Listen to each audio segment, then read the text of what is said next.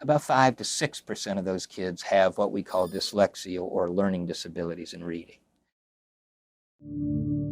There's a difference between a student who is a quote-unquote instructional casualty. In other words, a student who has not flourished in the schools, who has not had access to the right kind of teaching, a student whom the schools have failed in some way.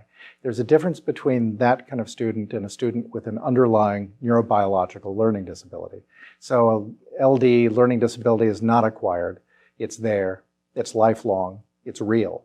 The term itself is an umbrella term and really encompasses a wide range of disorders and problems, the biggest one being dyslexia or reading disability. From the behavioral data with twin studies, which is the primary source of information we have about genetic influences comparing identical and fraternal twins, we know that the genetic influences on dyslexia are quite strong on average. Doesn't mean that everybody's dyslexia is due to genes, but in the groups that we study, about half or perhaps a bit more of the group deficit in reading seems to be tied into genetic influences. And so for some individuals, most of their problem is probably related to genes, and for others, maybe very little or none. So there's a lot of variability, but just giving people the information that some people are going to have difficulty learning for reasons that are not their fault.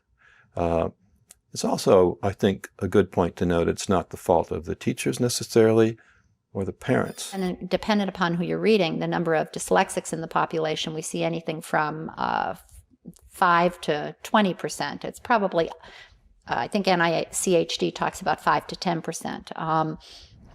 IDA's literature talks about 15 to 20%.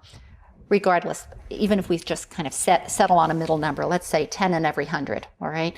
That still leaves a huge number of individuals who are not dyslexic, whose brains aren't wired in a different way, who have reading difficulty.